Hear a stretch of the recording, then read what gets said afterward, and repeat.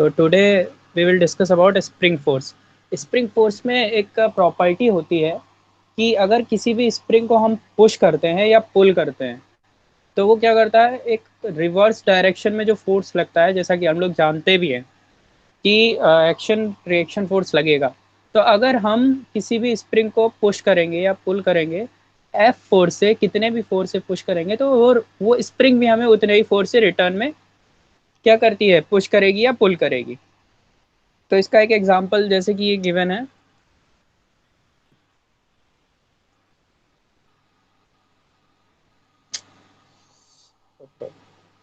ठीक है। इसमें जैसे एक एग्जांपल है कि अगर हम लोग एक स्प्रिंग को एफ फोर्स से एक्स यूनिट तक, यानी कि 0.5 लेट कर लो या 0.2 लेट कर लो, प्रेस कर रहे हैं तो इस पे फोर्स रिटर्न में उतना ही लग रहा होगा, ठीक है। या फिर इसको हम कंप्रेस करने के अलावा इसको एलोंगेट करें एक्स डायरेक्शन, तो भी एफ फोर्स से एलोंगेट कर रहे हैं तो रिटर्न में एफ फोर्स लग रहा होगा। अब ये एफ फोर्स किसके इक्वल होगा? अब यहाँ पर डेफिनेटली कुछ ना कुछ टेंशन आ रही होगी, तो अब वो टेंशन किसके इक्वल होगी वो हम लोग पढ़ेंगे हुक्स लॉ में, ठीक है।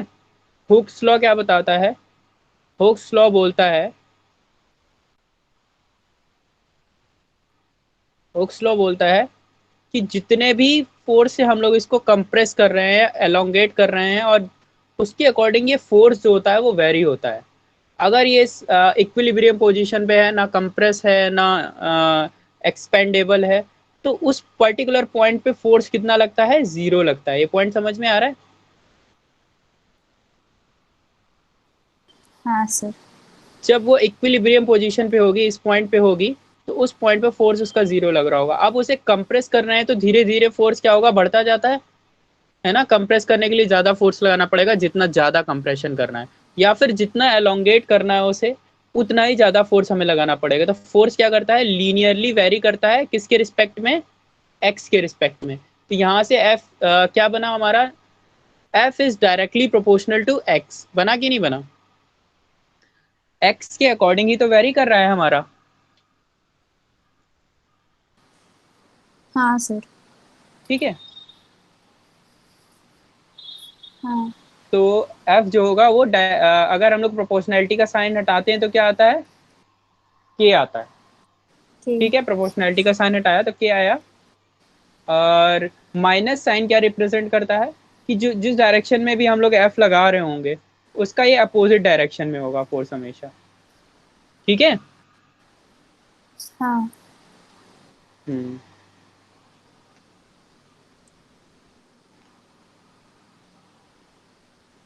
सर, मतलब एफ वो है जो हम लोग फोर्स लगा रहे हैं और एक्स वो है जो जितना मतलब कंप्रेस हो रहा है। हाँ, एक्स डिस्टेंस है और एक्स एक हमारा कांस्टेंट है और एफ फोर्स है। क्लियर? ठीक है। हाँ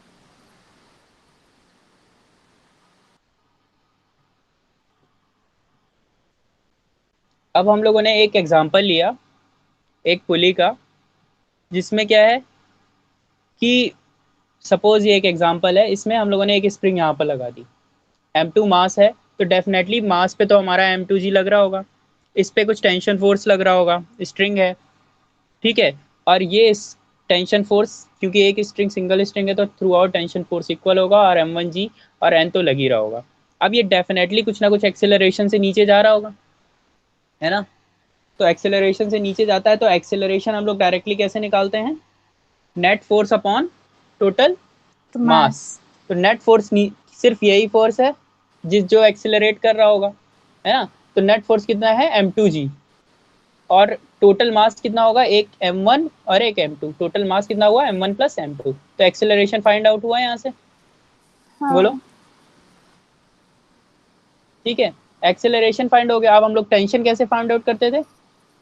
टेंशन के लिए क्या निकाल लो? t minus m2g is equal to ma, हम- ठीक है। हाँ तो वहां से टेंशन की वैल्यू फाइंड आउट हो जाएगी। ए पता है, हम लोग पुटअप करके निकालते थे ना, वैसे ही सेम हाँ। वही चीज करना है। वहां से टेंशन की वैल्यू फाइंड आउट हो गई। अब टेंशन फोर्स ही हमारा किसके इक्वल है? इस स्प्रिंग फोर्स के इक्वल है कि नहीं? तो T is hmm equal to क्या कर दिया? के एक्स कर दिया। तो एक्स की वैल्यू यहाँ से फाइंड हो गई, कितना वो एलोंगेट होगी स्प्रिंग। क्लियर हुआ ये पॉइंट? बोलिए। हाँ, ये लास्ट वाला जो बोले हैं, मतलब ये T is equal to K x अब वन देखो से। ये स्प्रिंग में ही तो टेंशन आ रहा है, तो टेंशन फोर्स हमारा स्प्रिंग फोर्स होगा, और स्प्रिंग फोर्स को हम किसके इक्वल लिख चुके हैं, कि एक्स के इक्वल पहले ही लिख चुके हैं, हाँ है ना। तो टेंशन हाँ फोर्स के एक्स के इक्वल होगा, और एक्स क्या है, डिस्टेंस, कितना वो एक्सपेंड हो रहा है, यही तो है एक्स। हाँ, वो तो ठीक है। हाँ ठीक है, तो एक्स की वैल्यू यहाँ से फाइंड आउट हो जाएगी, कितना एक्स एलोंगेट होगा वो यहाँ पर। ठीक क्लियर। है। हाँ ठीक। हम्म।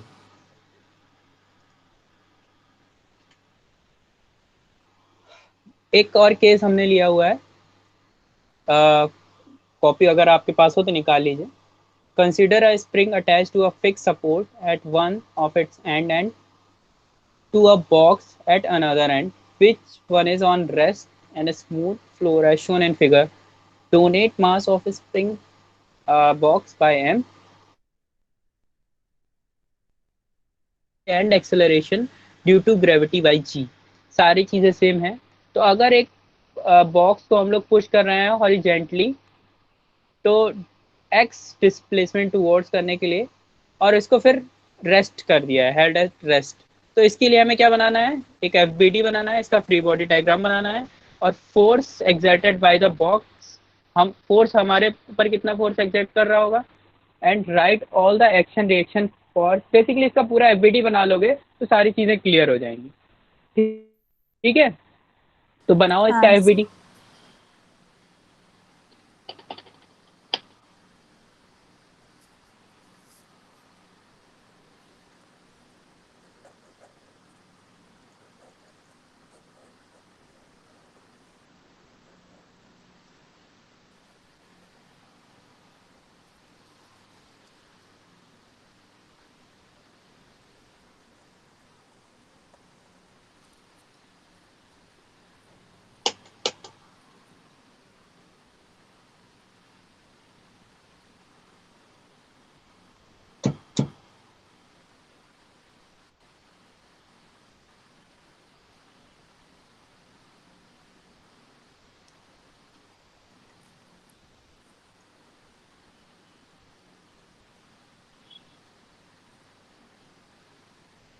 देखिए इस तरह से इसका एफबीडी बनेगा, बनेगा ना। एम जी नीचे की तरफ लग रहा होगा, एन फोर्स इसका नॉर्मल फोर्स ऊपर की तरफ। अगर क्योंकि हम लोग इसको इस तरफ पुश कर रहे हैं एफ फोर्स से, तो ये रिटर्न कर रहा होगा के एक्स फोर्स, जो कि स्प्रिंग का टेंशन फोर्स होता है। ठीक है, तो इस तरह से हाँ। हम चीज़ों को लिख सकते हैं। तो एफ इज इक्वल टू क्या आ जाएगा, क्योंकि अब ये रेस्ट पे रख दिया है इन्होंने, हेल्ड एट रेस्ट, रेस्ट कर दिए है ना। तो एफ किसके इक्वल हो जाएगा, के के एक्स एक्स के। के इक्वल आ जाएगा, और एन किसके इक्वल आ जाएगा, एम जी के एम इक्वल जी आ के। जाएगा। और सारी जो भी इन्होंने क्वेश्चंस पूछे हैं वो हम बता सकते हैं कि कौन फोर्स किस पे लगा रहा है और कितना लगा रहा है, सारी वैल्यूज हो जाएंगी काउंट। हाँ।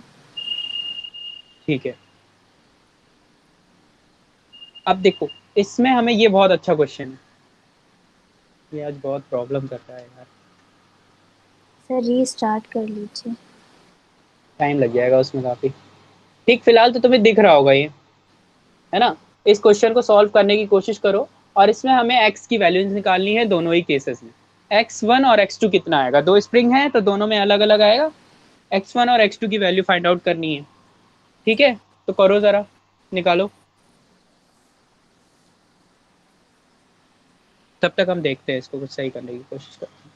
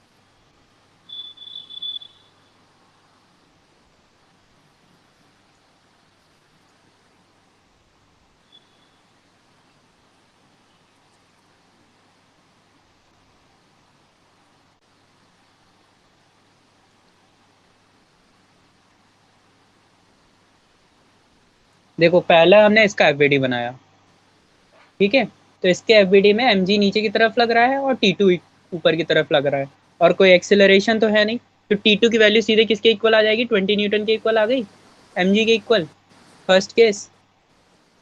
हाँ। ठीक है, अब इसका एफबीडी जब बनाएंगे तब क्या होगा, देखो एक तो mg नीचे लग ही रहा होगा, ठीक है, प्लस टी टू भी लग रहा T1 होगा नीचे, से और T1। T1 अच्छा ऊपर लग रहा T2, होगा, हाँ। ठीक है। ये देखो हाँ। T2 ऊपर की तरफ लग रहा है तो यहाँ पर T2 नीचे की तरफ लगेगा, एक्शन रिएक्शन, ठीक, और ये T1 ऊपर की तरफ लग रहा है तो यहाँ से T1 नीचे की तरफ लगेगा, क्लियर पॉइंट। ठीक। तो हाँ। यहाँ देखो नीचे कितने, दो फोर्स है और ऊपर साइड एक फोर्स है, ठीक, तो ये इक्वेशन जब बनेगी तो T1 इज इक्वल टू क्या आ जाएगा, T2 mg plus plus mg, T2। mg की वैल्यू 10 है, T2 तो हाँ। T1 की वैल्यू कितनी आ गई, 30 न्यूटन, 30। ठीक।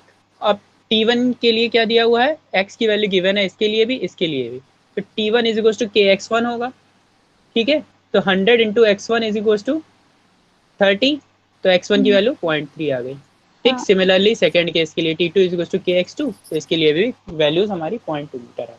तो इस तरह से हम लोग निकाल लेंगे x1 की वैल्यूज कहीं पर भी, ठीक। ये हाँ वर्टिकल सर। केस था, अगर हॉरिजेंटल केस होगा तो भी हम लोग फाइंड आउट कर सकते हैं, ठीक है।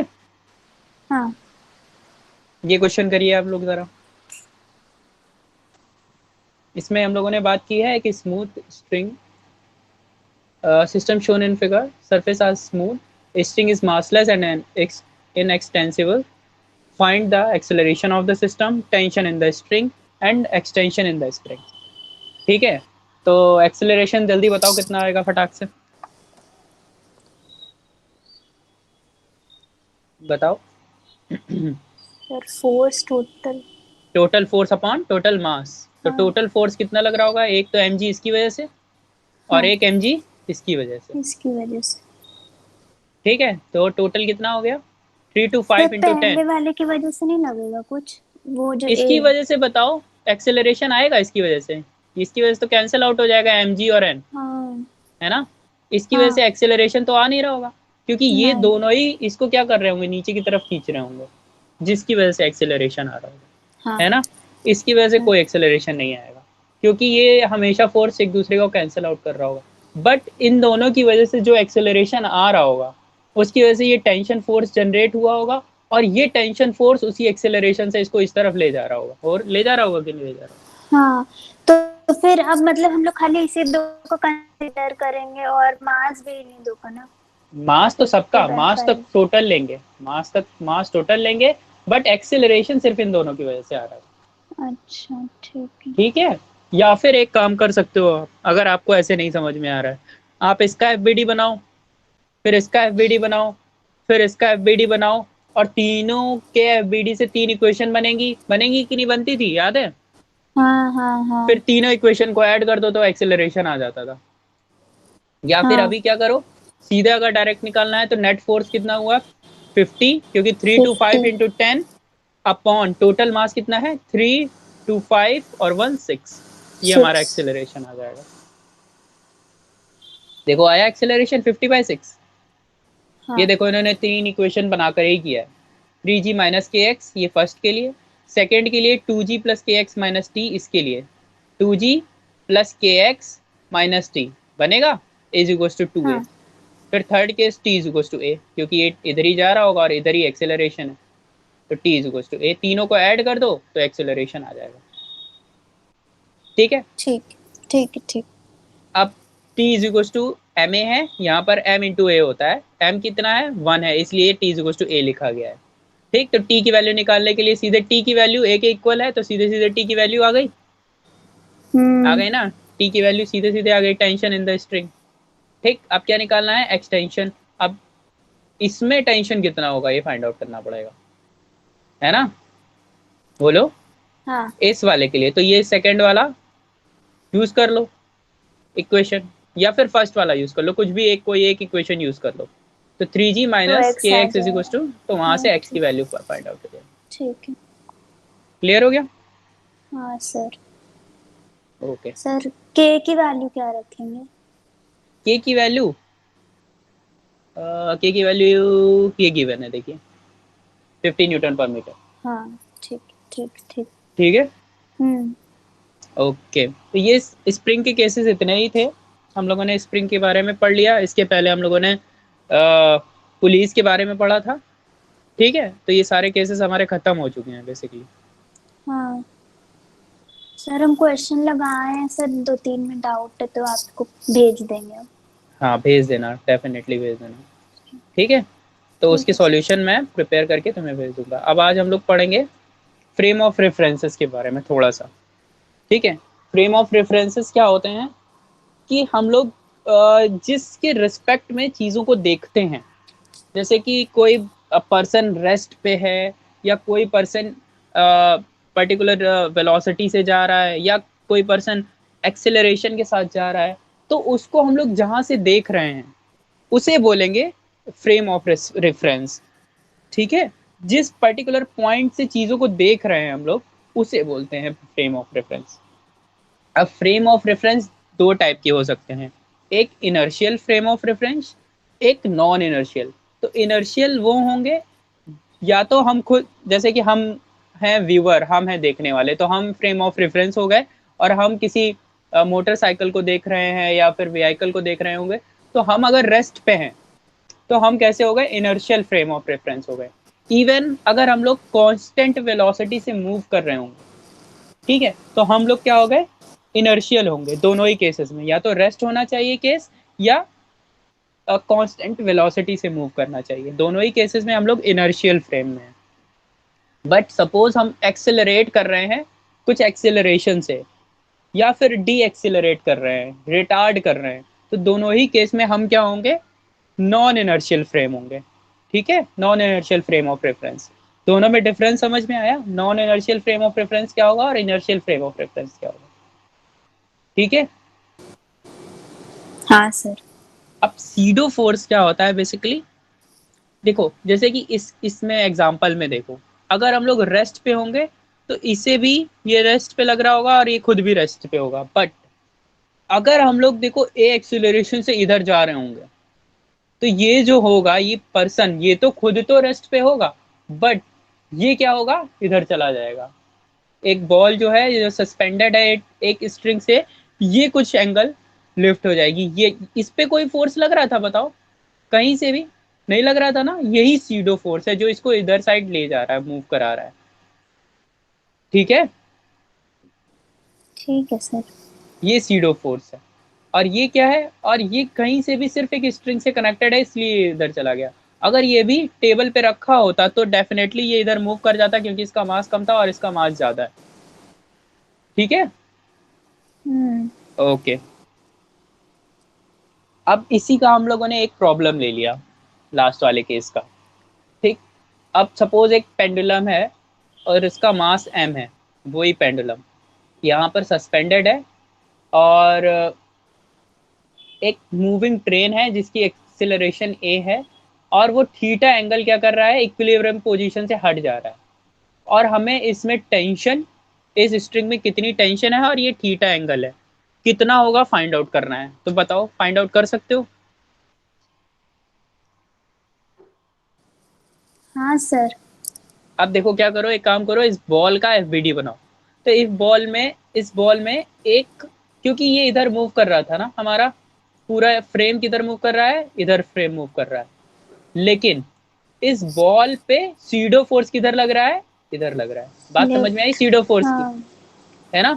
और टेंशन तो ऊपर लगेगा ही, और एमजी हाँ। नीचे लगेगा ही, ये तो हमें पहले से भी पता था। हम्म। ठीक, अब देखो ये थोड़ा सा ज्योमेट्री का है। अगर ये थीटा एंगल होगा तो ये भी एंगल क्या होगा, थीटा होगा। कैसे, ठीक। कैसे होगा, ये दोनों ऑल्टरनेट। क्या है, पैरेलल लाइंस हैं, और ये हाँ, इसको कट कर रही है लाइन, अच्छा तो हो ये जाएगा। दोनों कैसे हो गए, अल्टरनेट एंगल हम्म। हो गए ना। तो ये एंगल भी क्या हो गया, थीटा। अब ये थीटा टी को क्या करेगा, इसके साथ बनाएगा, तो टी कॉस थीटा, ये देखो टी कॉस थीटा और टी साइन थीटा। ये साइन क्लियर हुआ। थीटा। हाँ सर। ठीक है, अब क्योंकि ये क्या है, इतने ही फोर्सेस इस पे काम कर रहे हैं, तो m a is equal to T T sine sine, theta. और m g is equal to T cos cos theta. Theta. दो इक्वेशन बन गई। हाँ। दोनों इक्वेशन को क्या करो, देखो T cos theta is equal to M g, T sine theta is equal to M g, दोनों को डिवाइड कर दो। डिवाइड करोगे तो हम्म। टी से टी कैंसिल आउट हो जाएगा, और sine theta upon cos theta क्या आ जाएगा, टेन थीटा, और ए अपॉन जी बन जाएगा। ठीक है, तो थीटा की वैल्यू निकल आई, थीटा की वैल्यू कितनी आई, ए अपॉन जी, टेन इनवर्स ए अपॉन जी है। और इनको अगर स्क्वायर करके ऐड कर दो तो sine square theta plus cos square theta क्या आ जाएगा, 1 आ जाएगा।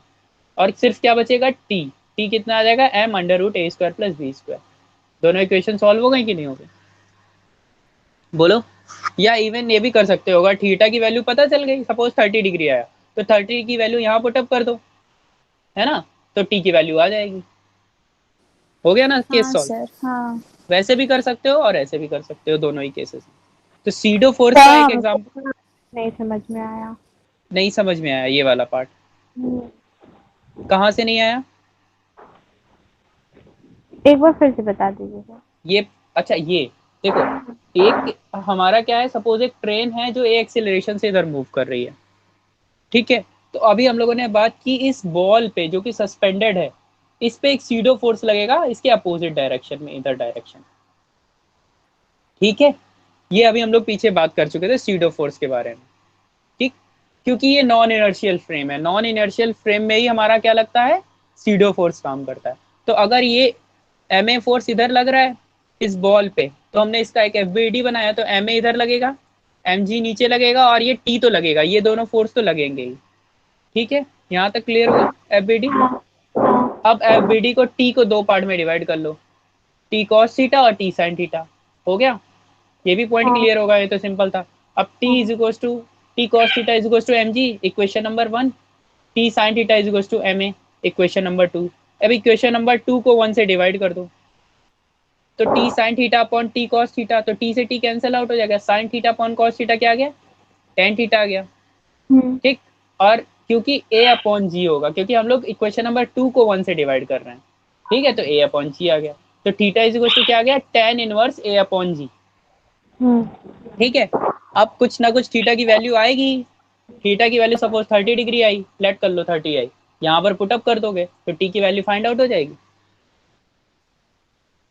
हो जाएगी। हाँ बस इतना सा क्वेश्चन था, क्लियर। तो हम बेसिकली सीडो फोर्स का एक एग्जांपल कराना चाह रहे हैं, तो सीडो फोर्स का एग्जांपल ऐसा कुछ होगा, समझ में आया। और हाँ अभी हाँ कराते हैं। हाँ सर।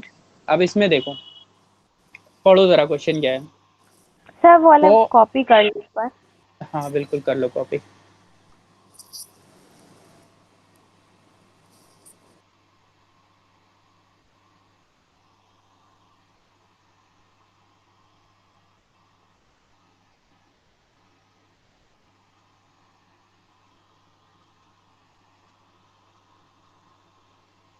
तो जब भी हम लोग नॉन इनर्शियल फ्रेम की बात करेंगे, ठीक है, तो वहां पर क्या आएगा, सीडो फोर्स आएगा, ठीक। और इसको आपको आपके कॉमन सेंस से पहचानना है कि किस डायरेक्शन में लगेगा, जिस डायरेक्शन में जा रहा है उसके अपोजिट डायरेक्शन में लगेगा हमेशा, ठीक है। अभी और इसके एग्जाम्पल कराएंगे, तो उससे आपको पता चलेगा और चीजें सीडो फोर्स के बारे में।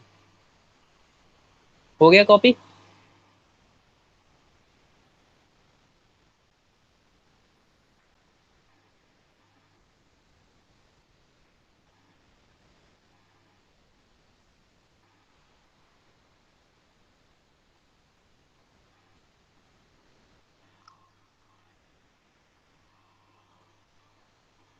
हेलो,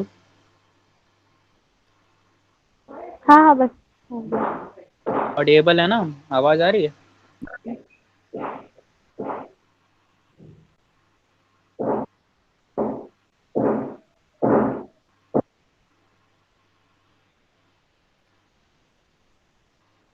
हो गया। ओके। अब देखो, एक क्वेश्चन है जिसमें हम इन्होंने बोला है कि हम क्या हॉरिजेंटल एक्सेलरेशन प्रोवाइड करें block, so that the block of mass M, small M वाला जो मास होगा, इसको ये इस पे ही रखा रहे और रेस्ट पे रहे, ये ना मूव करे। तो बताओ हमें एक्सेलरेशन किस डायरेक्शन में देना होगा कि ये यहीं पर स्टेबल रहे और मूव ना करे, बताओ, कॉमन सेंस से बताओ अपने, किस डायरेक्शन में इस बड़े वाले वेज को हम मूव करें, बड़े वाले पार्ट को किस डायरेक्शन में मूव करें, बताओ। राइट साइड या लेफ्ट साइड? अभी देखो ये क्या किधर जा रहा होगा, इधर जा रहा होगा, ऐसे नीचे की तरफ जाएगा कि नहीं जाएगा बताओ? जाएगा ना नीचे की तरफ। अगर हम क्या करें, अब इसे नीचे जाने से रोकना है, तो हमें किस तरफ इस बड़े वाले वेज को मूव कराना पड़ेगा? Left side. लेफ्ट साइड नहीं, अगर लेफ्ट साइड मूव कराओगे तो क्या हो जाएगा, ये तो सीधे सीधे नीचे आ जाएगा ना। और लेकिन अगर राइट साइड मूव कराओगे तो क्या होगा, ये नीचे नहीं आएगा, ये क्या होगा, हाँ। यहीं पर स्टेबल रहेगा। ठीक, तो हमने लेट कर लिया कि ए एक्सेलरेशन से इसे राइट डायरेक्शन में मूव कराना है। ओके, क्योंकि अब आप खुद सोचो, जैसे ही वेज को इधर मूव कराओगे ये नीचे नहीं आ जाएगा।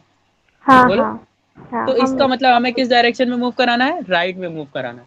राइट में हमने लेट किया, ए एक्सेलरेशन से इसे मूव करा रहे हैं। ठीक है, अब ए एक्सेलरेशन दे दिया हमें, अब यही ए एक्सेलरेशन तो फाइंड आउट करना है हमें। तो इसका हम क्या करेंगे, एफ बनाएंगे। इसका बनाओ जरा एफ, एम मास का एफ। तो पहला पहला तो क्या बनेगा, एम जी नीचे लग रहा है, लग रहा है कि नहीं लग रहा है? और क्योंकि ये यहाँ पर ऐसे रखा हुआ है तो इसका नॉर्मल फोर्स कैसा लग रहा होगा, ऐसे लग रहा होगा, लग रहा होगा कि नहीं, कुछ ऐसे नॉर्मल फोर्स बताओ, है ना? और अभी अभी आपने बोला कि ये वेज ए एक्सेलरेशन से इधर मूव कर रहा है। ठीक, तो इस पे सीडो फोर्स किधर लग रहा होगा, इधर लग रहा होगा। ठीक है, बात क्लियर हो रही है कि नहीं हो रही है, एम ए का? बोलो, एफ हाँ समझ हाँ में आया? अब देखो ये प्रीवियस केस जैसा हो गया कि नहीं प्रीवियस केस में? अच्छा, ये एंगल थीटा है, बोलो, तो ये एंगल थीटा है, तो ये एंगल कितना होगा, या तो ये एंगल निकालो भाई, या तो ये एंगल निकालो, बताओ कैसे निकलेगा ये एंगल? ये एंगल अगर थीटा है, बोलो कैसे निकालोगे, एंगल निकालो फटाक से।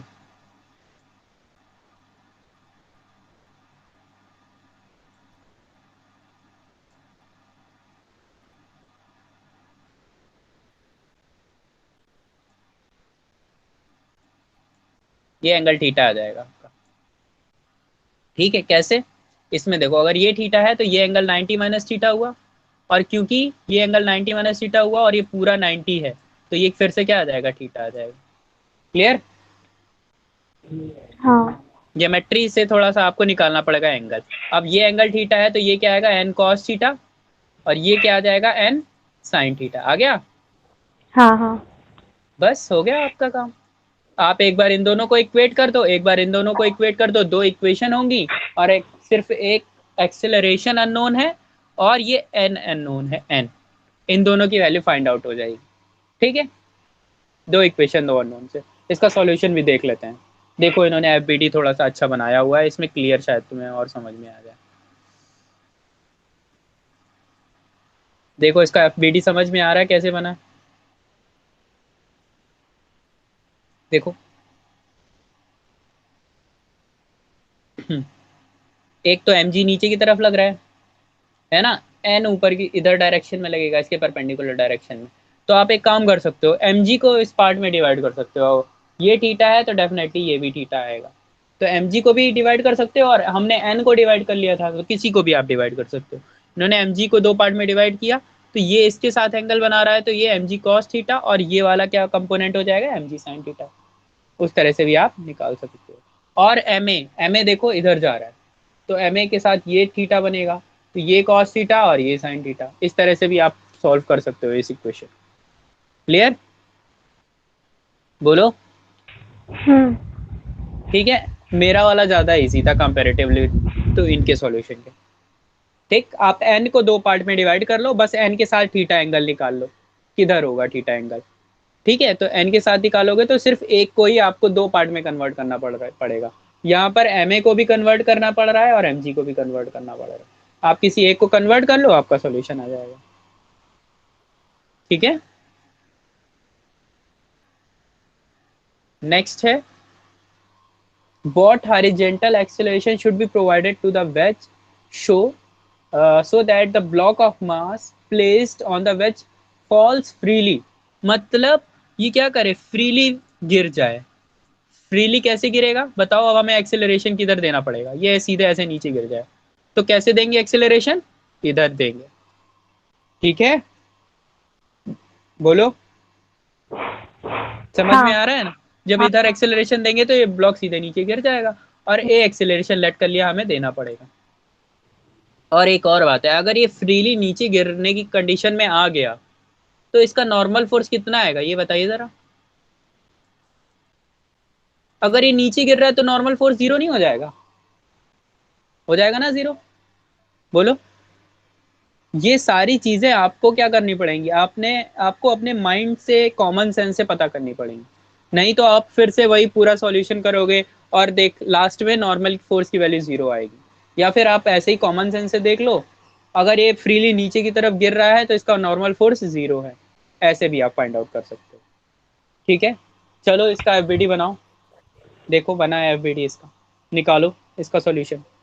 अब देखो इधर साइड जा रहा है ना ये पूरा का पूरा, तो अब एम ए किधर लगेगा, सीडो फोर्स किधर लगेगा, इधर लगेगा, ठीक है। बाकी सारी चीजें पहली जैसी हैं, एम जी नीचे की तरफ लग रहा है, एन ऊपर की तरफ लग रहा है, क्लियर।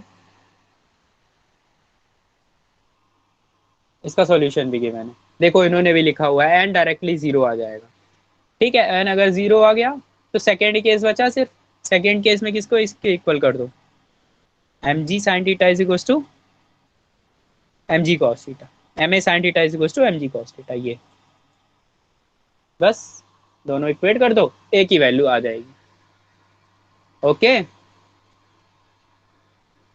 क्लियर हो गया। हाँ सर। हाँ ओके अच्छा, सर, ये सूडो फोर्स वाला थोड़ा टफ है। टफ नहीं है, बस आपको फाइंड आउट करना है कि फोर्स की डायरेक्शन किधर लगेगी, ठीक है ना। ये थोड़ा हाँ सा सर आपको ठीक। फाइंड आउट, और प्रैक्टिस करोगे जब क्वेश्चंस, सीडो फोर्स के और हम्म। प्रैक्टिस करना, दो तीन क्वेश्चन, तो आपको पता लगने लगेगा कि एक्सेलरेशन का डायरेक्शन क्या है। जब एक्सीलरेशन का डायरेक्शन पता चल जाएगा आपको, तो सारा प्रोसेस पहले जैसा ही है, जैसा कि हम लोग पहले कर रहे थे वैसा ही अभी भी कर रहे हैं, बस हमें क्या हाँ पता तो लग रहा मतलब है। इसका यही है कि जिसमें अगर जिस डायरेक्शन में एक्सेलरेशन लग रहे हैं पर ब्लॉक पे उसका ऑपोजिट पे लगेगा ना, मतलब अगर लेफ्ट लगा रहे हैं तो राइट लगेगा हम्म ब्लॉक पे। हम्म ठीक है। ठीक है। हाँ या ठीक। फिर आप, अगर आपको नहीं पता चल रहा है किस डायरेक्शन में एक्सेलरेशन लग रहा है, अगर आप इस डायरेक्शन में भी मान लोगे ना, तो क्या होगा, एक्सेलरेशन की जो फाइनल वैल्यू आएगी आपके क्वेश्चन में, आप नेगेटिव। वो ओके। निगेटिव आ जाएगी। तो आप लास्ट में लिख देना, अगर वैल्यू निगेटिव आए कि जो हम लोगों ने डायरेक्शन मानी थी उसके अपोजिट डायरेक्शन में एक्सेलरेशन होगा, ठीक है। ठीक। ओके, हाँ ठीक। अब हम लोग को पढ़ना है मैकेनिकल एडवांटेज। एक जैसे कि हम लोग बात करते हैं ना फोर्स कितना आया, टेंशन फोर्स कितना आया, वैसे ही एक टर्म होता है जिससे बोलते हैं मैकेनिकल एडवांटेज, और इसकी डेफिनेशन बहुत सिंपल होती है, the ratio of load with respect to effort. Load क्या है, जितना मास होगा ओवरऑल लोड होगा, और हम कितना फोर्स लगा रहे हैं, एफर्ट क्या है, हमारा फोर्स जो हम फोर्स लगा रहे हैं उसे बोलेंगे एफर्ट। तो इन दोनों के रेशियो को हम लोग बोलते हैं मैकेनिकल एडवांटेज, सिंपल है, लोड अपॉन एफर्ट।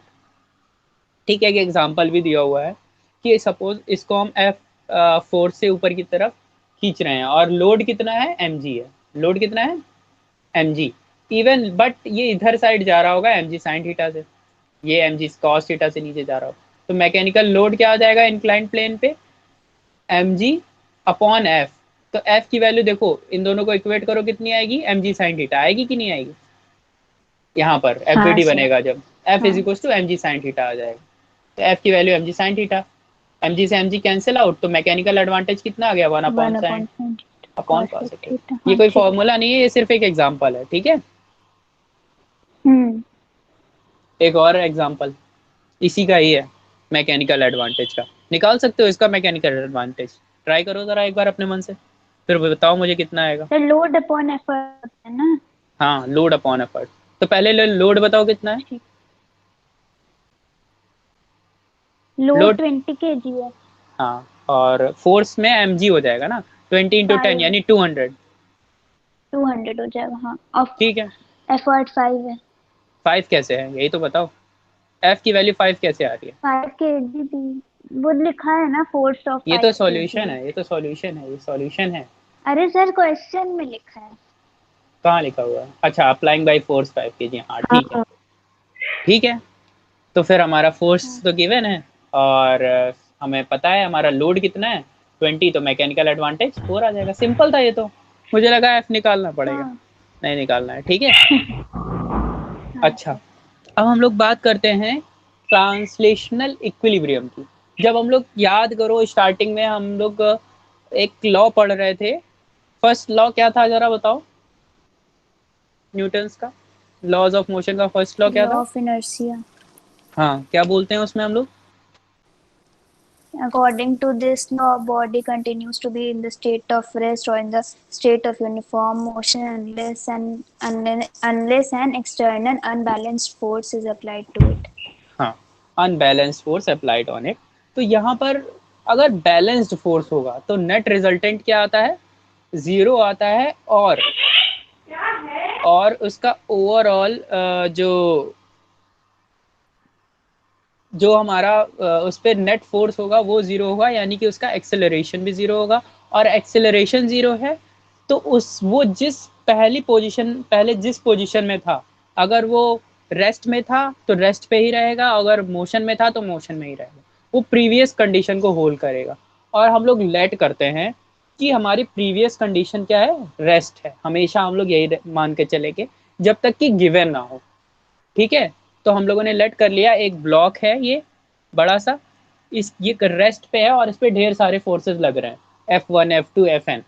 और इनका टोटल जो एक्सेलरेशन है आ रहा है, रिजल्टेंट फोर्स आ रहा है, वो कितना आ रहा है? 0 आ रहा है। अगर रिजल्टेंट फोर्स, ये सिग्मा को बोलते हैं सबका सम।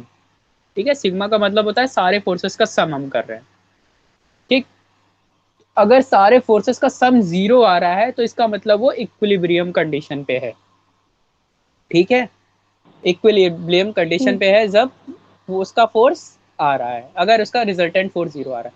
अब देखो, एफ क्या हो सकता है? तीनों डायरेक्शन में हो सकता है, एफ एक्स में भी हो सकता है और एफ वाई में भी हो सकता है और एफ जेड में भी हो सकता है। तो इसका मतलब अगर इन सबका सम 0 है तो इंडिविजुअली भी एक्स डायरेक्शन में भी 0 आना चाहिए उनका सम, वाई डायरेक्शन में भी 0 आना चाहिए उनका सम, और जेड डायरेक्शन में भी 0 आना चाहिए उनका सम। क्लियर हो गया? तीनों ही डायरेक्शन में इंडिविजुअली भी सम 0 आना चाहिए। सर तो क्लियर? मतलब इसमें जैसे अनबैलेंस्ड फोर्स का मतलब लिटरल मीनिंग क्या हुआ? अनबैलेंस फोर्स का अनबैलेंस्ड फोर्स। अनबैलेंस फोर्स का मतलब ये हुआ कि सपोज दो फोर्सेस लग रहे हैं। ठीक है, एक लेफ्ट से लग रहा ठीक। है F1 और एक राइट से लग रहा है ये जो भी है FI। ठीक, तो इन दोनों का जो नेट रिजल्टेंट है वो 0 नहीं आना चाहिए। अगर 0 नहीं आ रहा है तो वो अनबैलेंस्ड है, अच्छा ठीक ठीक और ठीक। अगर 0 आ रहा है तो वो बैलेंस्ड है। बैलेंस्ड। ठीक। और हमें लॉ के अकॉर्डिंग हमारा फोर्स कैसा होना चाहिए? अनबैलेंस्ड होना है। अनबैलेंस्ड। और यहाँ पर हम कंडीशन किसके लिए पढ़ रहे हैं? बैलेंस्ड फोर्स के लिए। बैलेंस्ड। ठीक। ठीक है, बैलेंस्ड फोर्स या ठीक। इक्विलिब्रियम के लिए एक ही बात है दोनों हाँ का तो फिर मतलब। तो सभी 0 हो जाएगा। सब 0 नहीं होगा, यहाँ F1 0 नहीं है इंडिविजुअली, F1 प्लस हाँ F2 प्लस सबका सम टोटल 0 है। क्लियर? हाँ वही हाँ। हाँ। ठीक। अब अगर देखो यहाँ पर कुछ पॉइंट लिखे हुए हैं। If a body acted upon bye a single external force, अगर एक सिंगल एक्सटर्नल फोर्स लग रहा है, सिर्फ एक ही फोर्स लग रहा है बॉडी पे, तो वो कभी इक्विलिब्रियम में आ ही नहीं सकता है। ठीक है, अगर सिर्फ एक फोर्स लगेगा तो वो कभी इक्विलिब्रियम में नहीं आ सकता है, मतलब वो डेफिनेटली मोशन में जाएगा, डेफिनेटली उसमें एक्सेलरेशन आएगा। ठीक है, सेकेंड पार्ट, अगर बॉडी इक्विलिब्रियम में जाएगी तभी जब दो फोर्सेस लग रहे हो और दोनों का डायरेक्शन क्या हो? अपोजिट हो और इक्वल हो। ये फोर्स अगर टी है तो ये फोर्स भी टी होना चाहिए और अपोजिट डायरेक्शन में होना चाहिए, तभी क्या होगा? इक्विलिब्रियम कंडीशन में आएगा। ओके, इक्विलिब्रियम कंडीशन ऐसे भी बन सकती है, एक फोर्स ऐसे लगा लो एक फोर्स ऐसे लगा लो, और दोनों का फोर्स टी होना चाहिए, मतलब ये भी 10 न्यूटन का फोर्स होना चाहिए और ये भी 10 न्यूटन का फोर्स होना चाहिए, तभी ये क्या होगा? इक्विलिब्रियम में आएगा। सपोज यहाँ ब्लॉक है कोई, ये ब्लॉक तभी इक्विलिब्रियम में रहेगा दो फोर्सेस के केस के लिए। ठीक, अब अगर तीन फोर्सेस लग रहे होंगे तो रिजल्टेंट मस्ट भी 0 हो सकता है। ठीक है, उसके लिए कंडीशन क्या लगेगी? ये कंडीशन लगेगी F1 plus F2 plus F3 क्या होना चाहिए? 0। ठीक, जैसा कि हम लोग बात भी कर रहे थे। अगर 4 फोर्स होंगे तो F1 plus F2 plus F3 plus F4 should be 0। ठीक है, इस तरीके से हम लोग बात करेंगे। ठीक है ना, क्लियर हो रही है बात? बोलो। यस हाँ सर। ओके, अब देखो उसके अलावा एक और चीज हम लोग बात कर सकते हैं कि सपोज एक ही कोई ब्लॉक है, ठीक है, इसका एफबीडी बना रहे हैं, F1 फोर्स इधर लग रहा है, F2 फोर्स इधर लग रहा है और F3 फोर्स इधर लग रहा है, और तीनों किस कंडीशन में है? मतलब इन तीनों का सम कितना आ रहा है? 0 आ रहा है, यानी कि ये इक्विलिब्रियम कंडीशन में है। तो उस पॉइंट पर लामी थ्योरम यूज होती है। ठीक है, लामी थ्योरम क्या कहती है कि F1 अपॉन साइन ए क्या है? एंगल। एंगल क्या है? ये फोर्स है तो इसके सामने वाला एंगल ये। ठीक है, या फिर वो किसके इक्वल होगा? F2 upon sine B. F2 upon में उसके सामने वाला एंगल बी, और F3 अपॉन उसके सामने वाला एंगल सी। ये तीनों आपस में इक्वल होंगे।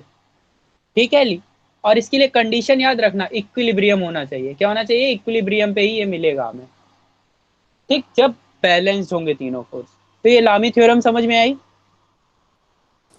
हाँ sir. F1 is your force और उसके सामने वाला एंगल का sine is equal to F2 upon force उसके सामने वाला एंगल का साइन, फिर F3 अपॉन उसके सामने वाले एंगल का साइन, तीनों आपस में इक्वल होंगे। ठीक, सिमिलरली साइन रूल भी क्या कहता है? अगर ये F1 फोर्स है, ये F2 फोर्स है और ये F3 फोर्स है, देखो इन तीनों को अगर जोड़, इनका सम कर रहे हो तो टोटल फोर्स यहाँ पर पहुंच रहेंगे नहीं, यहाँ से यहाँ गए, फिर यहाँ से यहाँ गए, और फिर यहाँ से यहाँ वापस आ गए, तो तीनों का सम कितना आया? 0 आया। ठीक है, तो ये भी इक्विलिब्रियम कंडीशन के लिए ही बात करेंगे। और साइन रूल कहता है क्या? ये वाली लेंथ अपॉन उसके सामने वाला एंगल का साइन, ये वाली लेंथ अपॉन उसके सामने वाले एंगल का साइन, ये वाली लेंथ अपॉन उसके सामने वाले एंगल का साइन, तीनों का सम, तीनों का रेशियो इक्वल होता है। ठीक है, तो चाहे ये कंडीशन आप लगाओ, अगर ट्रायंगल के फॉर्म में दिया है तो ये कंडीशन लगाएंगे हम लोग साइन रूल वाली, अगर इस तरह के से एफबीडी बनाते हैं तो लामी थ्योरम अप्लाई करेंगे। क्लियर? हाँ सर। ठीक है, तो आज हम लोग इतना ही रखते हैं, या फिर एक क्वेश्चन करो आप लोग, मैंने लिखा नहीं हुआ है, क्वेश्चन अपनी कॉपी पे लिखो। हाँ।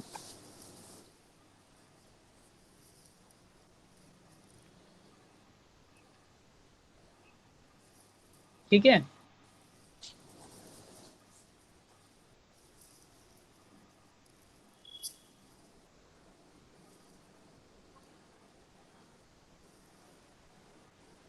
तो आपको क्या करना है? एंगल बताना है। ये अगर 120 है तो आपको ये एंगल θ1 और θ2 की वैल्यू फाइंड आउट करनी है। ठीक करिए है फाइंड आउट, और ये इक्विलिब्रियम कंडीशन में है।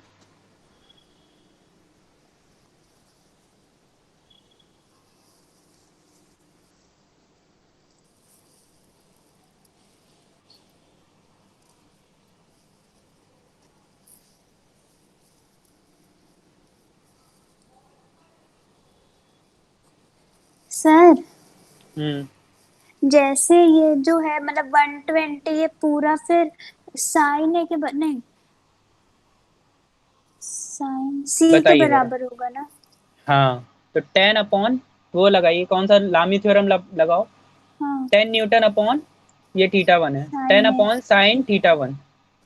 ठीक है, हाँ हाँ। इज इक्वल टू क्या लगेगा? 8 अपॉन साइन 120। 8 अपन साइन 120। ठीक है, लग जाएगा कि नहीं? हाँ, और फिर 5 तो अपॉन यहाँ से sine sine theta 2। Theta one की वैल्यू आ जाएगी, इसका मल्टीप्लाई इसमें कर दो और इसको इससे डिवाइड कर दो, साइन θ1 की वैल्यू आ जाएगी तुम्हारी। सर साइन 120 की वैल्यू क्या होती साइन 120 की वैल्यू नहीं निकाल पाओगे? साइन 90 प्लस 30 है? कितना हाँ आएगा बताओ? कॉस 30।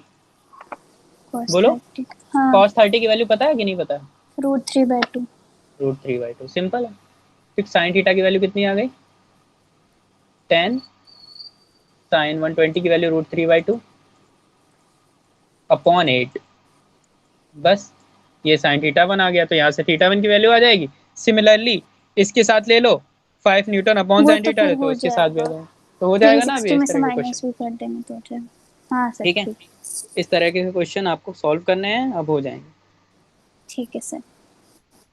ओके, तो आज की क्लास हम लोग यहीं पर ख़त्म करते हैं। ठीक। ओके, और नेक्स्ट क्लास में हम लोग इसके आगे का जो भी टॉपिक होगा, फ्रिक्शन बेसिकली हम लोग को पढ़ना है।